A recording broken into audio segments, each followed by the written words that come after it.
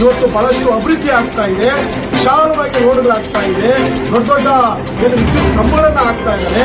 ಬಜಾರ್ ರಸ್ತೆ ಆಗಿರ್ಬೋದು, ಆಸ್ಪತ್ರೆ ರಸ್ತೆ ಆಗಿರ್ಬೋದು, ಬಸ್ ಸ್ಟ್ಯಾಂಡ್ ರಸ್ತೆ ಆಗಿರ್ಬೋದು, ನಂದಿ ಮೆಡಿಕಲ್ ರಸ್ತೆ ಆಗಿರ್ಬೋದು, ಮುಖ್ಯ ರಸ್ತೆಗಳೆಲ್ಲವೂ ಸಹ ಬಹಳಷ್ಟು ವಿಶಾಲವಾಗಿ ಇವತ್ತು ರಸ್ತೆಗಳಾಗ್ತಾ ಇದೆ.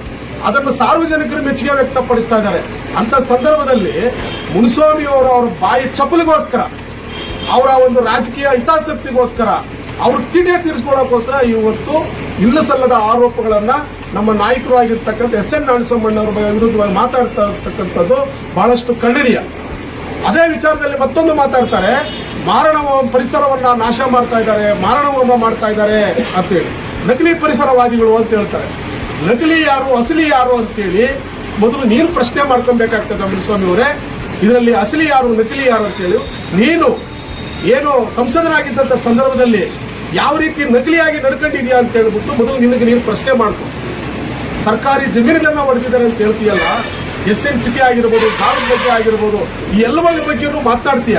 ಸಾಕಷ್ಟು ಬಾರಿ ನಮ್ಮ ನಾಯಕರಾಗಿರ್ತ ಎಸ್.ಎನ್. ನಾರಾಯಣಸ್ವಾಮಿ ಅವರು ಸ್ಪಷ್ಟೀಕರಣ ಕೊಟ್ಟಿದ್ದೇವೆ, ನಮ್ಮ ಎಲ್ಲ ಕಾಂಗ್ರೆಸ್ ಪಕ್ಷದ ಮುಖಂಡರುಗಳು ಸ್ಪಷ್ಟೀಕರಣ ಕೊಟ್ಟಿದ್ದೀವಿ, ಎಲ್ಲ ನಮ್ಮ ನಾಯಕರು ಸಹ ಕೊಟ್ಟಿದ್ದೇವೆ. ಆದರೂ ಸಹ ಅದ್ರ ಬಗ್ಗೆ ನೀವು ಪದೇ ಪದೇ ಮಾತನಾಡ್ತಾ ಬರ್ತಾ ಇದ್ದೀರಲ್ಲ. ನಿಮ್ಮದೇ ಸರ್ಕಾರದಲ್ಲಿ ನೀವೇ ಏನು ಸಂಸದರಾಗಿದ್ದಂತ ಸಂದರ್ಭದಲ್ಲಿ ನಿಮ್ಮದೇ ಮಂಜುನಾಥ್ ಪ್ರಸಾದ್ ಅವರು ಸರ್ಕಾರದ ಕಾರ್ಯದರ್ಶಿಗಳೇ ಆಗಿದ್ರು, ನೀನೇ ಹಾಕೊಂಡ್ಬಂದಿದ್ದಂತ ದಯಾನಂದ್ ತಹಸೀಲ್ದಾರ್ ಆಗಿದ್ರು. ಅವಾಗ ಕೂಡ ಏನು ನಿಮ್ಮ ಕೈಯಲ್ಲಿ ಮಾಡ್ಕೊಳ್ಳಕ್ ಸಾಧ್ಯ ಆಗಲಿಲ್ಲ. ಅಲ್ಲಿ ಏನು ಅಲ್ಲಿ ಅವ್ಯವಹಾರ ಆಗಿದೆಯೋ, ಇಲ್ಲ ಅಂದ್ರೆ ಸರ್ಕಾರಿ ಜಾಗವನ್ನು ಒತ್ತುವರಿ ಮಾಡ್ಕೊಂಡಿದ್ದೀರೋ ಅಂತ ಪತ್ತೆ ಹಚ್ಚಕ್ಕೂ ಆಗಲಿಲ್ಲ, ಏನು ಇಲ್ಲ ಅಂತ ಆಗ್ಲೇ ಏನು ಮಾಡ್ಕೊಳ್ಳಕ್ ಆಗ್ತಿದ್ದಂಥವ್ರು ಈಗ ನೀವು ಪದೇ ಜನರನ್ನು ದಿಕ್ಕು ತಪ್ಪಿಸೋಕೋಸ್ಕರ ಮಾಡ್ತಾ ಇದೆಯಲ್ಲ, ಇದು ನಿನಗೆ ಶೋಭೆ ತರಂತ ವಿಚಾರ ಅಲ್ಲ. ಅದಕ್ಕೂ ಮೊದಲು ನೀವು ಏನಿವತ್ತು ನಮ್ಮಗಳ ಮೇಲೆ ಆರೋಪ ಮಾಡ್ತಾ ಇದೆಯೋ ಅದು ಫಸ್ಟ್ ನೀನು ಮಾಡ್ತಿರ್ತಕ್ಕಂಥ ಕೃತ್ಯಗಳ ಬಗ್ಗೆ ನೀನು ಮೊದಲು ಗಮನ ಹರಿಸಬೇಕು.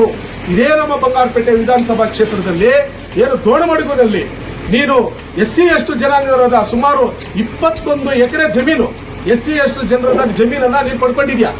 ಆ ಪಡ್ಕೊಂಡಿರ್ತಕ್ಕಂಥ ಜಮೀನು ಜೊತೆಗೆ ಇನ್ನು 30 ಎಕರೆ ಸರ್ಕಾರಿ ಜಾಗವನ್ನ ಒತ್ತುವರಿ ಮಾಡ್ಕೊಂಡಿರ್ತಕ್ಕಂಥವನು ನೀನು ಮುನಿಸ್ವಾಮಿ ಅಣ್ಣ, ನಾವಲ್ಲ. ಸರ್ಕಾರಿ ಜಾಗವನ್ನ ಒತ್ತುವರಿ ಮಾಡಿಕೊಂಡು ಕಾಂಪೌಂಡ್ ಫಿಕ್ಸ್ ಮಾಡಿಕೊಂಡು ಲೆವೆಲ್ಗಳು ಮಾಡ್ತಾ ಇರ್ತಕ್ಕಂಥವ್ರು ಮುನಿಸ್ವಾಮಿ ನೀವು. ನಮ್ಮ ನಾಯಕರು ಎಸ್.ಎನ್. ನಾರಾಯಣಸ್ವಾಮಿ ಅವರು ಆ ರೀತಿಯಲ್ಲೂ ಮಾಡಿಲ್ಲ. ಆ ರೀತಿ ಮಾಡಿರೋದು ಸಾಬೀತುಪಡಿಸು. ನಿನ್ನ ಕೈಲಿ ಸಾಬೀತುಪಡಿಸಕ್ಕಾದ್ರೆ ಮಾಡು, ಇಲ್ಲ ಮುಚ್ಕೊಂಡಿದ್ದು. ಇದು ನಮ್ಮ ನೇರ ಸವಾಲು.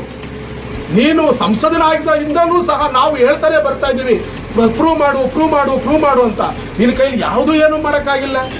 ಕುಣಿಲಾದವರು ನೆಲ ಡೊಂಕ ಅಂತ ಹೇಳಿದಾಗೆ ನಿನ್ನ ಕೈಯಲ್ಲಿ ಏನೂ ಮಾಡಕ್ಕಾಗ್ತಿದ್ದವರು ಸುಮ್ಮನೆ ಗಾಳಿಯಲ್ಲಿ ಗುಂಡಾರಿಸುವಂಥದ್ದನ್ನ ನೀನು ನಿಲ್ಲಿಸಬೇಕಾಗ್ತದೆ.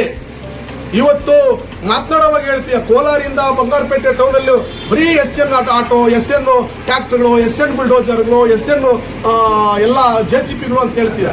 ರೇ, ಅಭಿವೃದ್ಧಿ ಕೆಲಸ ಮಾಡೋದಕ್ಕೆ ಯಾರ ಗಾಡಿ ಆದ್ರೆ ಏನು, ಯಾರ ವಾಹನಗಳಾದ್ರೆ ಏನು, ಈ ಬಂಗಾರಪೇಟೆ ಅಭಿವೃದ್ಧಿ ಆಗ್ತಾ ಇದೆ. ಅದನ್ನು ಅಭಿವೃದ್ಧಿ ಆಗೋದನ್ನ ಮೆಚ್ಕೋಬೇಕೇ ಹೊರತು ಈ ರೀತಿಯ ಅಲ್ಲುಗಳಿ ಅಂತದ್ದು ಬಹಳ ತಪ್ಪು. ಟೆಂಡರ್ ಆದ್ರೆ ಏನು, ಬಿಟ್ರೆ ಏನು, ಸರ್ಕಾರದಿಂದ ದುಡ್ಡು ಬಂದ್ರೆ ಏನು, ಬಂದವಲ್ಲ ನಿನಗೇನ್ರಿ. ಸರ್ಕಾರದಿಂದ ದುಡ್ಡು ಬಂದಿಲ್ಲ ಅಂದ್ರೆ ಕೆಲಸ ಮಾಡ್ತಾ ಇದಾರಲ್ಲ, ಅದಕ್ಕೆ ಮೆಚ್ಕೊಳ್ರಿ. ನೀನ್ ಯಾವ್ದಾದ್ರು ಸರ್ಕಾರದಿಂದ ಬಂದಿರೋದನ್ನೇ ನೀನ್ ಕೆಲಸ ಮಾಡಕ್ ಆಗಿಲ್ಲ ಅಂತ ಹೇಳಿದಾಗ ನೀನ್ ಯಾವ ಸೀಮೆ ರಾಜಕಾರಣಿ ನೀವು, ಅದನ್ನ ಫಸ್ಟ್ ನೀವು ಮೊದಲು ತಿಳ್ಕೊಳ್ಳಿ. ಸುಮ್ನೆ ಗಾಳಿಯಲ್ಲಿ ಗುಂಡಾರಿಸಕ್ಕೆ ಬರಬೇಡಿ. ನೀವು ಪದೇ ಒತ್ತುವರಿ ಎಲ್ಲಿದೆ ಅಂತ ಪ್ರೂವ್ ಮಾಡಪ್ಪ. ನೀನು ಪ್ರೂವ್ ಮಾಡದೇನೆ ಗಾಳಿಯಲ್ಲಿ ಗುಂಡಾಡಿಸಿ ಮಾಧ್ಯಮದ ಮುಂದೆ ನೀನು ಶೋ ಅಪ್ ಕೊಟ್ಕೊಂಡು ಬಿಲ್ಡಪ್ ಕೊಟ್ಕೊಂಡು ಹೋಗ್ಬೇಡಣ್ಣ. ಇದು ನಿನಗೆ ಸರಿ ಕಾಣೋದಿಲ್ಲ.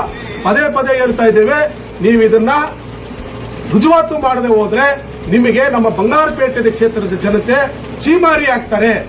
ಇದು ಶತಶುದ್ಧ. ಏನು ಇವತ್ತು ಪರಿಸರ ಹಾಳು ಮಾಡ್ತಾ ಇದ್ರೆ, ಮರಗಳು ಹೊಡ್ಕೊಂಡು ತಿಂದಾಗ್ತಾ ಇದಾರೆ. ರೇ, ಯಾರಿಗ್ರಿ ಬೇಕಾ ದುಡ್ಡು? ನಿಮ್ಮಂತವರು ಎಲ್ಲೋ ಕಾಡುಗೋಡಿಯಿಂದ ಬಂದು ಬಂಗಾರಪೇಟೆಯಲ್ಲಿ ಮಾಡ್ತಾ ಇದೆಯಲ್ಲ, ಆ ರೀತಿ ಅನ್ಕೋಬೇಡ. ಬಂಗಾರಪೇಟೆ ನೆಲದಲ್ಲೇ ಹುಟ್ಟಿರ್ತಕ್ಕಂಥ ಎಸ್.ಎನ್. ನಾರಾಯಣಸ್ವಾಮಿ ಅವರು ಇಲ್ಲೇ ಮತದಾರರು, ಇಲ್ಲೇ ಜನಪ್ರತಿನಿಧಿ, ಇಲ್ಲೇ ಶಾಸಕರು. ನಿಮ್ಮ ರೀತಿ ಬೇರೆ ಎಲ್ಲೋ ಕಡೆಯಿಂದ ಬಂದು ಗಾಳಿಯಲ್ಲಿ ಹೋಗೋರಂತವ್ರಲ್ಲ.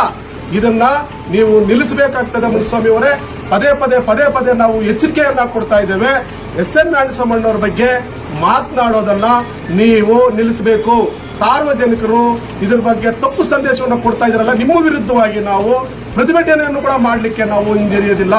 ಸಂದೇಶ ಕೊಡೋದಲ್ಲಿ ನಿಮ್ಮ ನಾಲಿಗೆಯನ್ನ ಹಿಡಿತದಲ್ಲಿ ಇಟ್ಕೊಂಡು ಮಾತನಾಡೋದು ಒಳ್ಳೆಯದು ಅಂತೇಳಿ ನಾವೆಲ್ಲ ಮುಖಂಡರು ಸಹ ಈ ಒಂದು ಪತ್ರಿಕಾಗೋಷ್ಠಿ ಮುಖಾಂತರ ಅವರ ಒಂದು ಹೇಳಿಕೆಯನ್ನ ಖಂಡಿಸ್ತಾ ಇದ್ದೇವೆ ಬಂಧುಗಳೇ.